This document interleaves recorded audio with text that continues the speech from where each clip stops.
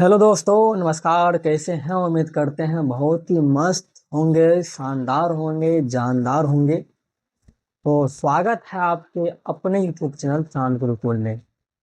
तो मेरे प्यारे दोस्तों, आज से अपन लोग पढ़ने वाले हैं क्लास 12वीं कक्षा का हिंदी पढ़ने वाले हैं। ठीक। और ये आपका कंप्लीट कोर्स आज से स्टार्ट हो रहा है। आपको प्रतिदिन यानी कि प्रत्येक रोज एक क्लास मिलेगी, संडे को छोड़ करके। सर, संडे क्यों छोड़ दे रहे हैं? संडे को आप लोग रिवीजन कीजिएगा, इसलिए संडे को वीडियो नहीं आएगी। सर, आप जो पढ़ाएंगे उसका क्या पीडीएफ का भी भांज है? हाँ, पीडीएफ का भी भांज है, क्योंकि हम जो बोर्ड में पढ़ाएंगे आपको लिखना है। तो लिखें कहाँ से? दो तरीका है। या तो आप पीडीएफ से लिख सकते हैं, या आप वीडियो को रोक करके लिख सकते हैं नोट्स बना सकते हैं। सबसे बेहतर क्या होगा?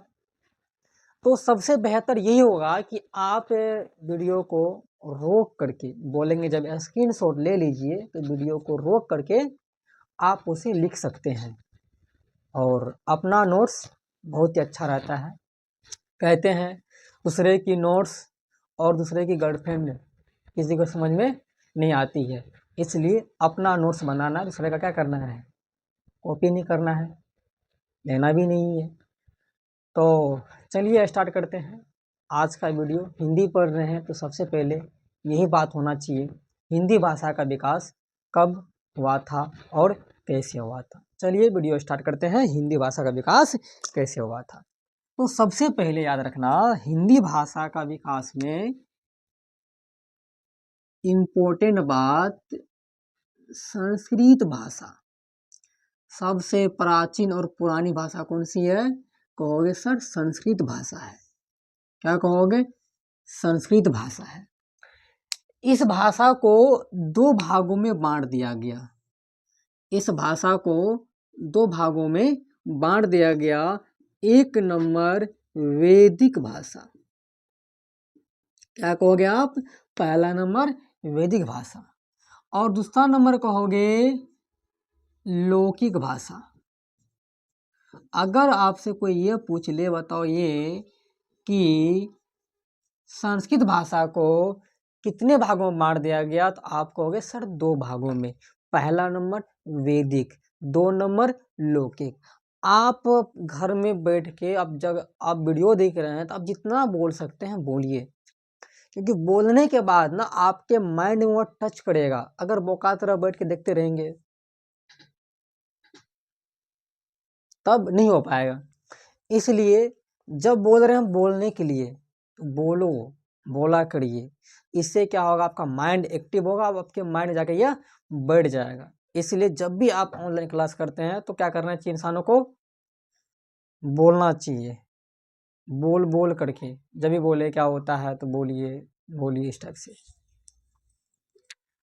तो इस वैदिक भाषा और दो नंबर लौकिक भाषा।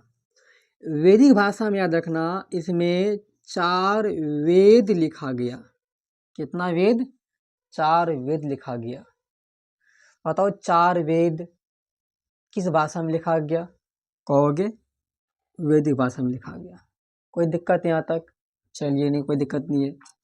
अब ये 4 वेद कौन कौन है आपको जानकारी होगा, नहीं है तो आप यहाँ देखिए। 4 वेद में पहला वेद है ऋग्वेद।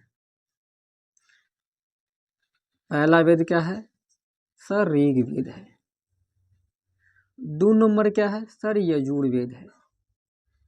यजुर्वेद है सर। 3 नंबर क्या है? अथर्ववेद है। अथर्ववेद है। 4 में क्या है? तो सामवेद। ये 4 वेद लिखा गया। किस भाषा में? आप कहोगे सर वैदिक भाषा में 4 वेद लिखा गया। लेकिन मैं आपसे ये पूछूं, इन चारों में सबसे पुराना वेद कौन सा है? तो आप कहोगे सर ये सबसे पुराना है। कौन सा? तो ऋग्वेद सबसे पुराना वेद होता है। कंसेप्ट क्लियर यहाँ तक? यह वाला जो भाषा है यह अधिक दिनों तक नहीं चला, यानी कि कह सकते हैं कि इसका आगे यह नहीं बढ़ा। ठीक, लौकिक भाषा जो है ये आगे की ओर बढ़ता जाएगा। अब भी अपन लोग ये जान लो कि इस लौकिक भाषा में महाकाव्य लिखा गया, इस लौकिक भाषा में महाकाव्य लिखा गया। यहाँ लिख दे, यहाँ अच्छा रहेगा, महाकाव्य लिखा गया, महाकाव्य लिखा गया।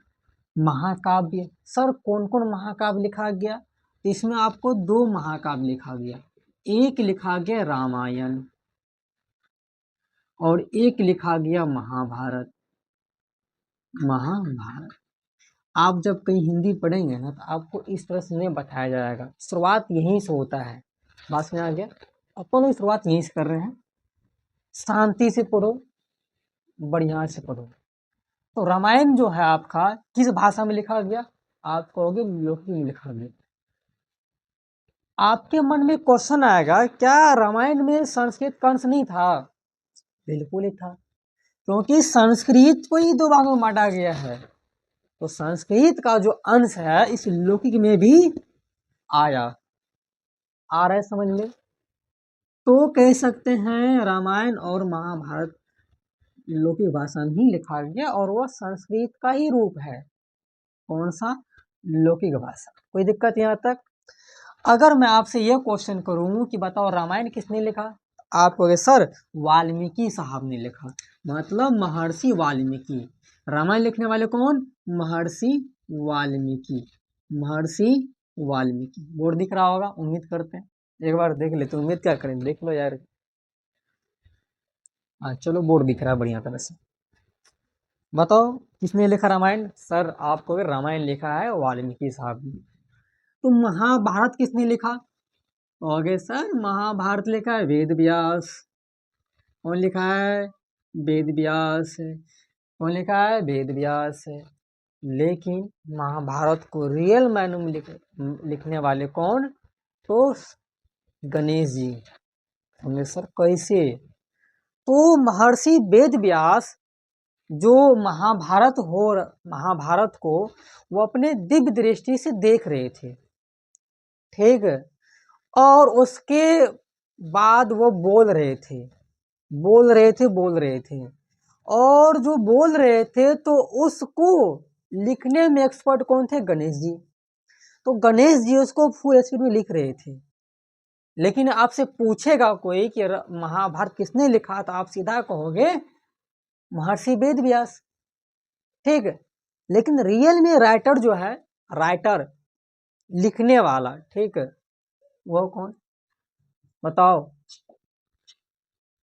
उस चीज को लिखा कौन? गणेश जी। कोई दिक्कत नहीं आता?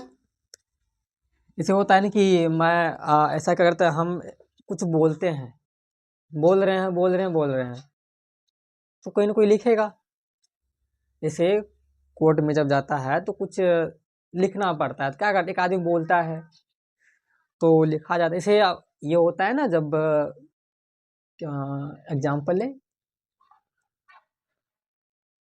ये वाला, जब कोई पुलिस किसी का बयान दर्ज करता है तो जो बयान देता है वो बोलता है, तो लिखने वाला कोई ना कोई होता है। वो क्या करता है, जैसे बोल रहा है तो ये क्या करता है, बैठ के टाइपराइटर से खट खट खट खट खट ऐसे करता है। उसी टाइप से बोल रहे थे महर्षि वेद व्यास और लिख रहे थे गणेश जी। चलिए आगे बढ़ते हैं।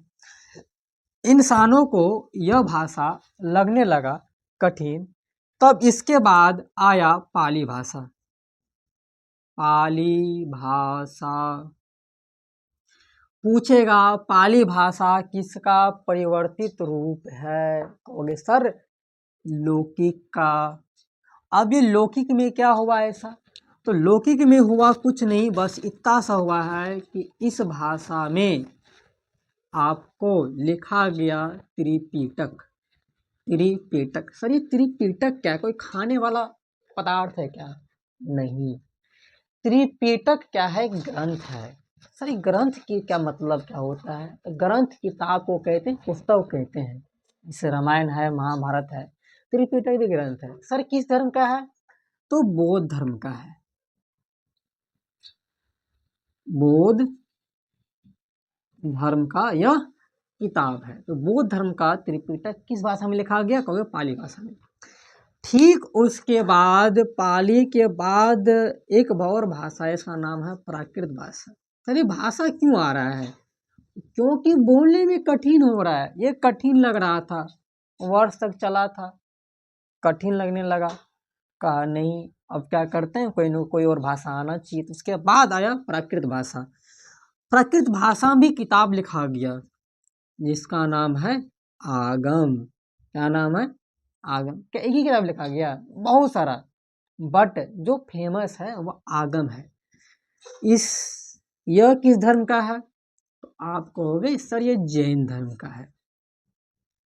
समझते हैं जैन धर्म के बारे में? मास्क लगा के रखते हैं हमें मुंह को हमेशा। जैन धर्म होता क्या है ना कि यह चाहते हैं कि मेरे से कोई सा भी जीव जंतु की हत्या क्या हो, नहीं हो। इसलिए मुंह में क्या लगाते हैं? मास्क लगाए रहते हैं। और जब चलते हैं ना तब बढ़िया से नीचे देख के चलते हैं। अपना लोग कितने चलते हैं? चलते चलते मोबाइल देख रहे हैं, रील्स देख रहे हैं, चल रहे हैं चल रहे हैं चल रहे हैं। अब नीचे में कौन आया, छोटा मोटा कीड़ा पता नहीं चलता है, मर भी जाता है। लेकिन जैन धर्म का जो आदमी होता है वो चलता है, देख के चलते हैं ताकि उससे एक भी जीव की हत्या ना हो। चलिए आगे बात करते हैं। जब लोगों को प्राकृत भाषा भी कठिन लगने लगा तो इसके बाद एक भाषा आया जिसका नाम है अपभ्रंश। अपभ्रंश, याद रखना, अपभ्रंश। अपभ्रंश। अपभ्रंश भाषा का कई प्रकार है और कई प्रकार में से एक प्रकार आप नाम केवल ये याद रखना, शोरसेनी।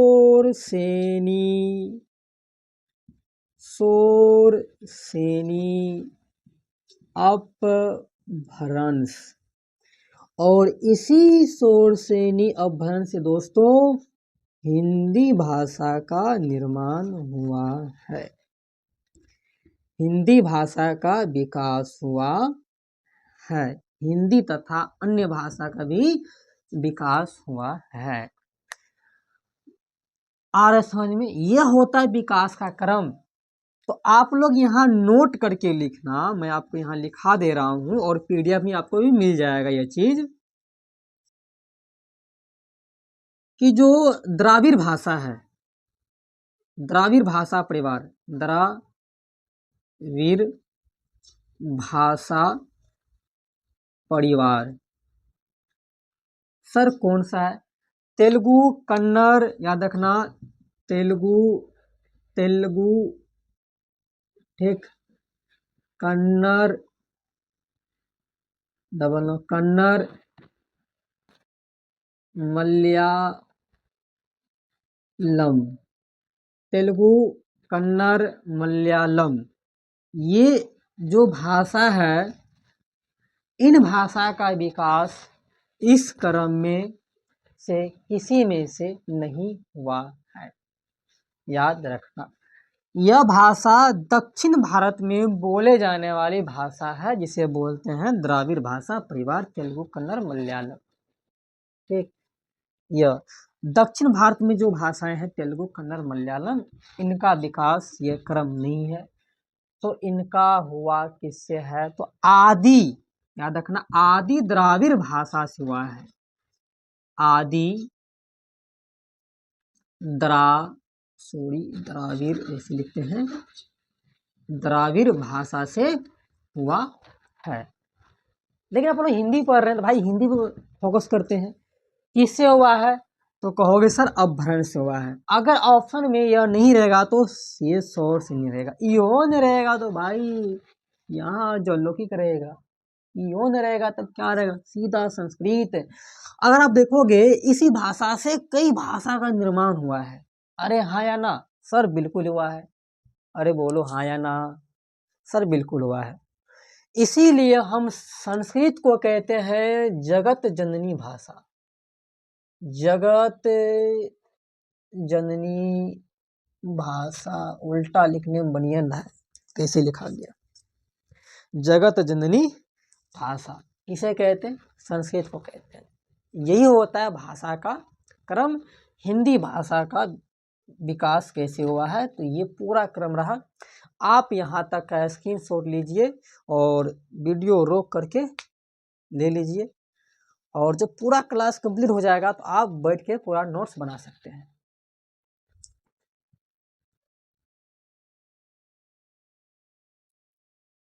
रुकिए रुकिए, स्क्रीनशॉट लेना भी नहीं है, क्योंकि जब खाली है ना तो इधर कुछ बता देते हैं तब लेना है स्क्रीनशॉट। और आप लोग इसमें ये ऐड कर लो, तेलुगु, कन्नड़, मलयालम, तमिल, इसमें तमिल भी आएगा, तमिल, तमिल तेलुगु, तमिल भाषा, ये भी इसी में आएगा। ठीक, एक और जानकारी ले लो। अब ये जानकारी ले लो कि हिंदी भाषा जो शब्द है हिंदी, यह कैसे आया। ध्यान सुनना, प्लीज ध्यान से सुनिएगा, क्योंकि बहुत ही थोड़ा क्या है कॉम्प्लेक्स समझने में, इसलिए ध्यान सुनिएगा। तो याद रखना, हिंदी भाषा का जो उत्पत्ति है उसके पीछे विदेशी का हाथ है। हाथ ही है क्या सर, मुंह भी होना चाहिए ना। हाँ, हाथ मुंह सब है। कैसे, तो अपने देश में सिंधु नदी है। बोलो क्या है सर, सिंधु नदी है, सिंधु नदी है, कोई दिक्कत नहीं है। सर कौन सा विदेश का कारण जुड़ा हुआ है, तो ईरान है, ईरान। सर ईरान के लोग क्या बोलते हैं, ईरानी, ईरानी लोग। अब देखते हैं कारण कैसे कैसे हो रहा है, तो समझो ईरानी लोग क्या करते हैं, ये लोग सौ को पढ़ते हैं ह, क्या पढ़ते हैं सर, सौ को ह पढ़ते हैं, जिस कारण सिंधु को इन्होंने क्या बोलने लगा सर, सिंधु को बोला हिंदू, ऐसे हिंदू नदी, क्या बोला, सिंधु को हिंदू नदी। सर हमारे देश आते थे, हाँ भाई, क्योंकि ईरान और भारत के बीच अभी भी क्या है, ट्रेड वगैरह होता है। सर ट्रेड क्या होता है, व्यापार होता है। जब व्यापार होता है तो आना जाना तो लगा रहेगा। तो जब आता था जाता था तो सिंधु को क्या बोलता था सर, हिंदू नदी बोला करते थे। कोई दिक्कत नहीं है समझने में। चलिए, और ये समझो यहाँ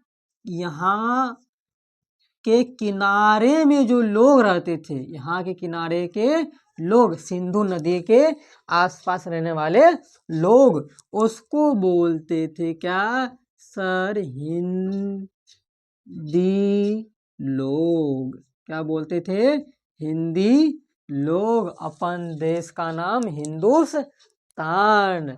और अपनी भाषा को यह कहते थे, अपना जो भाषा है, भाषा, ठीक, ये लोग भाषा को क्या कहते थे पता है, क्या कहते थे सर, पता नहीं है। तो ये लोग भाषा को कहते थे हिंदू भाषा। क्या कहते थे, हिंदू भाषा।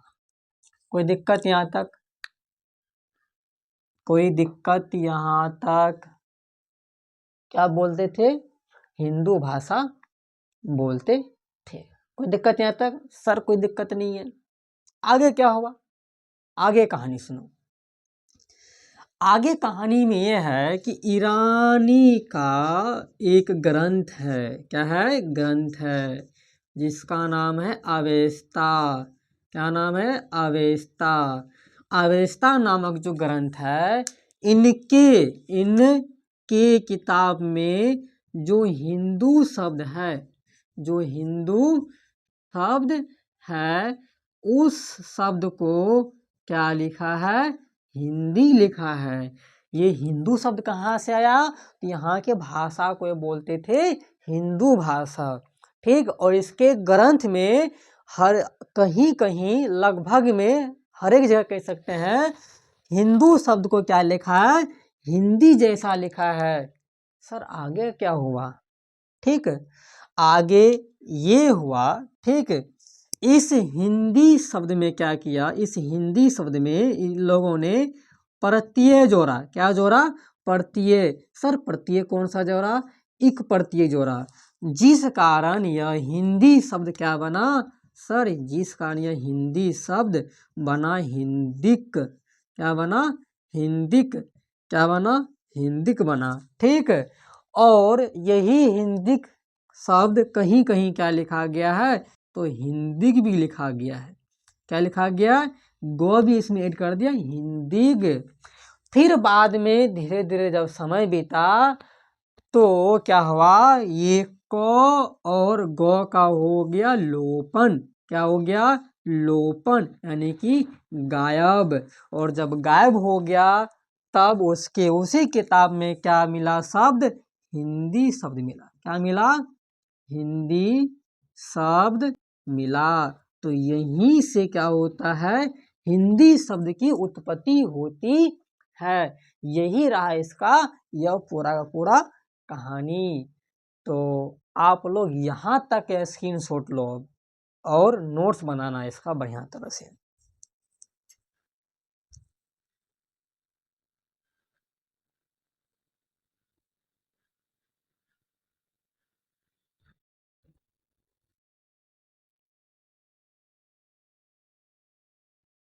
उम्मीद करते हैं दोस्तों आप लोग स्क्रीनशॉट ले लिए होंगे। तो हिंदी का कुछ फैक्ट जानते हैं, इम्पोर्टेंट फैक्ट जानते हैं। अगर हिंदी पढ़ रहे हैं तो आपको जानकारी होना चाहिए। तो देखिए सबसे पहले बात करते हैं हिंदी दिवस कब मनाते हैं और क्यों मनाते हैं। तो छोटा सा समझ लेते हैं हिंदी दिवस के बारे में। चलो आपको मैं लिख ही देता हूँ, ठीक। हाँ, हिंदी दिवस कब मनाते हैं तो याद रखना 14 सितंबर, 14 सितंबर, 14 सितंबर, 14 सितंबर। तो हिंदी दिवस कब मनाते हैं, 14 सितंबर को मनाते हैं। सर क्यों मनाते हैं, इसके पीछे कहानी है, समझते हैं। तो 14 सितंबर 1949 को, 14 सितंबर 1949 को हमारे संविधान के अनुच्छेद 343 से 352 तक में संशोधन करके यह बताया गया कि हिंदी हमारा राजभाषा होगा। ये राजभाषा क्या होता है, तो देश में जितना भी काम काज होता है वह सभी काम काजों को अगर ड्राफ्ट बनाया जाएगा तो उसे हिंदी भाषा में ही लिखा जाएगा और यही होता है आपका राजभाषा। जिस कारण प्रत्येक वर्ष अपने लोग क्या करते हैं, 14 सितंबर को हिंदी दिवस मनाते हैं, ठीक है। तो सीधा बात करें हिंदी दिवस मनाते क्यों हैं, तो क्योंकि 14 सितंबर 1949 ईस्वी में हमारे हिंदी भाषा को राजभाषा का दर्जा दिया गया। सर अनुच्छेद कौन सा है, तो अनुच्छेद आपका है कौन सा, 343, याद रखना। राजभाषा का दर्जा दिया गया। राजभाषा क्या होता है, हमारे देश में सारा कामकाज का एक ड्राफ्ट बनेगा और उस कामकाज को लिखा जाएगा, कानून वगैरह बनाया जाएगा। तो उसको जो भाषा में लिखा जाएगा वह राजभाषा होगा और हिंदी में लिखा जाता है, हिंदी का राजभाषा है। चलिए समझ गए। तो मनाते क्यों है, क्योंकि हमारा जो हिंदी दिवस मनाते कब है, 14 सितंबर को मनाते हैं। और हिंदी हमारा क्या है, याद रखना राजभाषा है। कौन सा भाषा है, राजभाषा। दर्जा कब दिया गया, तो याद रखना 14 सितंबर, आपको बोर्ड दिख रहा होगा, 14 सितंबर 1949 ईस्वी में इसे दर्जा दिया गया। सर अनुच्छेद कौन सा है, तो याद रखना अनुच्छेद 343, अनुच्छेद 343 से लेकर के 352 तक, ठीक। लेकिन आपको ये इम्पोर्टेंट याद रखना है। चलिए कोई दिक्कत यहाँ तक। तो सर विश्व में हिंदी दिवस मनाता होगा, जी हाँ, विश्व में हिंदी दिवस मनाता आपको सॉरी विश्व में हिंदी दिवस मनाता आपको कब, सर 10 जनवरी को मनाते हैं। और याद रखना यह अंग्रेजी जो है यह भी, इसे भी राजभाषा का दर्जा दिया गया है, लेकिन कहाँ दिया गया सर, तो दिया गया नागालैंड और मिजोरम में दिया गया। ये याद रखना कि अंग्रेजी भाषा को भी राजभाषा का दर्जा दिया गया हमारे देश में, लेकिन याद रखना केवल और केवल 2 नागालैंड और मिजोरम, ये जो आपका पूर्वोत्तर इलाका है वहां पर। ठीक, आगे प्रथम हिंदी दिवस मनाते हैं, यानी प्रथम हिंदी सम्मेलन कहाँ हुआ था, तो कहोगे नागपुर में हुआ था। कब? 1975 में हुआ था। केंद्रीय अंग्रेजी हिंदी संस्थान कहाँ पे है, तो आप कहोगे सर हैदराबाद में है। अगर पूछेगा आंसू लिपि का जन्मदाता कौन किसे कहते हैं, तो कहोगे सर राधेलाल द्विवेदी। ये लिपि क्या होता है, इसके बाद अगला टॉपिक आपका लिपि ही होगा, पढ़ाएंगे। चलिए, तो आगे बात करें, हिंदी का प्रथम बड़ा महाकाव्य कौन सा है? हिंदी भाषा का प्रथम और सबसे बड़ा महाकाव्य कौन सा है? याद रखना पद्मावत। और ये भी याद रखना सर पद्मावत को लिखने वाला कौन है, तो याद रखना मलिक मोहम्मद जैसी साहब। मलिक मोहम्मद जैसी साहब, जो एक आंख से क्या थे, अंधे थे, और एक कान से क्या थे, बहरे थे। ठीक, चेहरा कुरूप था, जिन्होंने क्या लिखा, पद्मावत लिखा। सिर्फ पद्मावत में किसकी कहानी है, तो इसमें सिंघल द्वीप के राजा, अरे यार डर भी गए। ठीक है, तो सिंघल द्वीप के राजा की क्या उसमें कहानी है। ठीक, सिंघल द्वीप की राजकुमारी पद्मावती की कहानी है। चित्तौड़ के राजा रतन सेन की उसमें कहानी बताया गया। ठीक, ये कहानी क्या होता है मैं आपको बताऊंगा, बट वीडियो लंबा जा रहा है, इसलिए क्या करते हैं आगे बढ़ते चलते हैं। ठीक, कहाँ बताएंगे, तो एक चैप्टर है मलिक मोहम्मद जैसी साहब का, वहाँ पढ़ेंगे अपन लोग, बता भी देंगे वहीं पर। संसार का दूसरा बड़ा महाकाव्य पूछे कौन सा है, तो कहोगे महाभारत। और महाभारत किसने लिखा, कहोगे सर महर्षि वेद व्यास लिखे हैं। कोई दिक्कत यहाँ तक? चलिए आगे देखते हैं। विश्व का आदि, आदि मतलब होता है पहला, क्या होता है, पहला। विश्व का आदि महाकाव्य यानी कि पहला महाकाव्य कौन सा, ये बड़ा वाला प्रथम महाकाव्य, बड़ा वाला। ठीक है, सबसे बड़ा वाला। लेकिन पूछे विश्व का, विश्व का, ठीक, ये आपका ना ये इधर हो गया, अपने यहाँ हो गया। लेकिन बोलो विश्व का, पूरे संसार में जो होता है ना आदि महाकाव्य कौन सा, तो कहोगे रामायण। और रामायण किसने लिखा, आपको मैं बताया हूँ सर वाल्मीकि साहब, महर्षि वाल्मीकि लिखे। ठीक, आगे विश्व का आदि कवि किसे कहा गया, तो वाल्मीकि को कहा गया। मतलब विश्व का पहला कवि, विश्व का पहला कवि किसे कहते हैं, तो वाल्मीकि साहब कहते हैं कि पहला जब कवि आया था ना इस संसार में, तो यही पहले कवि हैं, कविता लिखे थे। ठीक है, ये देखो इधर वाल्मीकि कवि लिखे हैं, रामायण लिखे हैं। हिंदी विषय पर सबसे पहले ज्ञानपीठ पुरस्कार किसे मिला है, तो आप कहोगे सुमित्रानंदन पंत को मिला। किसके लिए मिला है, तो इसका एक काव्य है चितंबरा, क्या नाम है, चितंबरा। चितंबरा के लिए से दिया गया है भारतीय ज्ञानपीठ पुरस्कार दिया गया। पहला इंसान यही थे जिसे ज्ञानपीठ पुरस्कार मिला। ठीक है, आगे देखते हैं। आगे हाँ, एक और याद रखना, सुमित्रा कुमार पंत को कहते हैं सुकुमार कवि, सुकुमार कवि के नाम से भी जानते हैं। अगर आप हिंदी पढ़ रहे हैं तो आपको ये जानकारी पूरा होना चाहिए। फिर बात करें हम आगे, आधुनिक युग की मीरा किसे कहते हैं। मीरा, आप लोग नाम सुनेंगे मीरा का कहानी। ठीक, जैसे मीरा प्रेम को दर्शाती थी, ठीक, उनके हर चीज में प्रेम था, उसी पर प्रेम वेदना भी था। उसी प्रकार से महादेवी वर्मा की हर एक कविता प्रेम और वेदना पर ही आधारित है। प्यारे नन्हे बेटे को जब मैं आपको पढ़ाऊंगा इंटर में, तो आपको वहां पर माँ की ममता दिखेगी, प्रेम दिखेगा, ठीक, और वेदना भी दिखेगा। तो इसलिए इसे कहते हैं आधुनिक युग की मीरा भी कहते हैं, महादेवी वर्मा को कहते हैं। ठीक, आधुनिक युग की तुलसी तो मैथिली शरण गुप्त को कहते हैं। हिंदी का आदि कवित्री, जब पहला यहाँ पे कवि है वाल्मीकि साहब है, महर्षि वाल्मीकि हैं, तो पहला कवित्री भी होगी। तो पहला कवित्री है मीराबाई। कौन है, मीराबाई का आप कहानी सुने होंगे। ठीक है, आगे है प्रथम राष्ट्र कवि किसे कहते हैं, याद रखना मैथिली शरण गुप्त को कहते हैं। अगर ये पूछे आपसे कि सेकेंड राष्ट्र कवि कौन सा है, दूसरा राष्ट्र कवि कौन सा है, तो अपने बिहार का रामधारी सिंह दिनकर साहब, रामधारी सिंह दिनकर साहब हमारे राष्ट्र कवि हैं। एग्जाम में जब भी क्वेश्चन बनता है तो यहाँ से ही क्वेश्चन बनाया जाता है।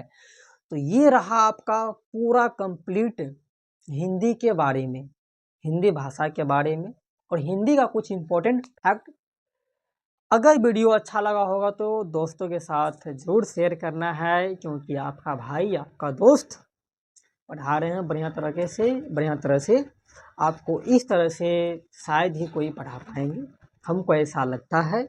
हम घमंड नहीं कर रहे हैं, क्योंकि मैं आपको ऐसा बता रहा हूँ तो ऐसा कमी है कि जो कहा ये नहीं हमको लगता है कि जो आपको व्हाइट बोर्ड पे से बताते हैं। ठीक है, बड़ी बात यह है कि व्हाइट बोर्ड पे कौन कौन पढ़ा सकते हैं, डिजिटल बोर्ड पे तो हर कोई पढ़ा सकते हैं, पीपीटी तैयार रहता है, पढ़ाते चलो, बट इस तरह से कोई कोई पढ़ा पाते हैं, बहुत ही कम। तो दोस्तों जाने से पहले छोटा सा एक शायरी सुन लो, बहुत ही मज़ेदार है। ठीक, यह शायरी पता है आपको?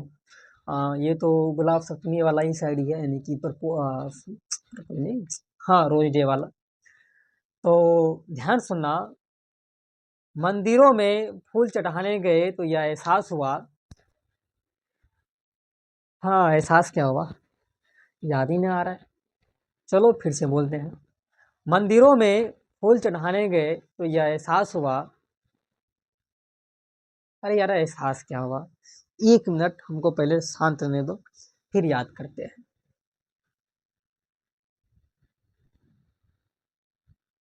हाँ, याद आ गया।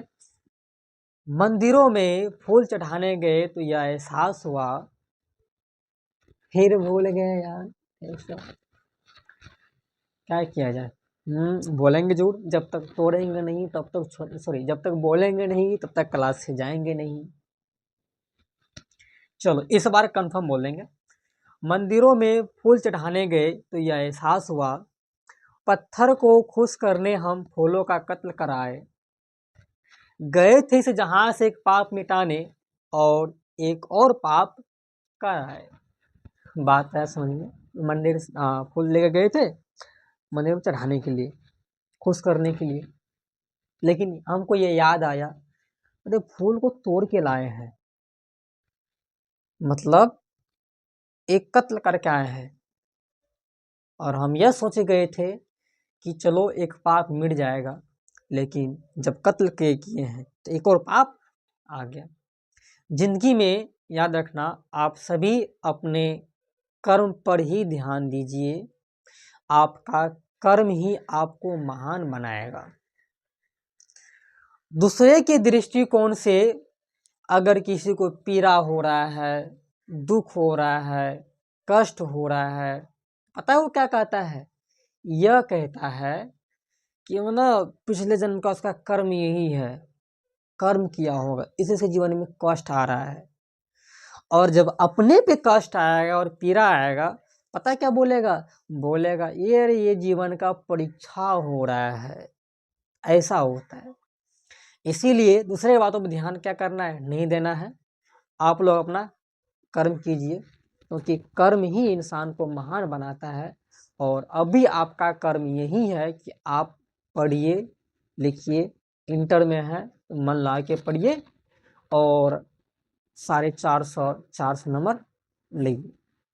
तो यहाँ तक स्क्रीनशॉट ले लीजिए। मिलते हैं अपन अगले क्लास में। आज के लिए इतना ही, क्या है, काफ़ी है।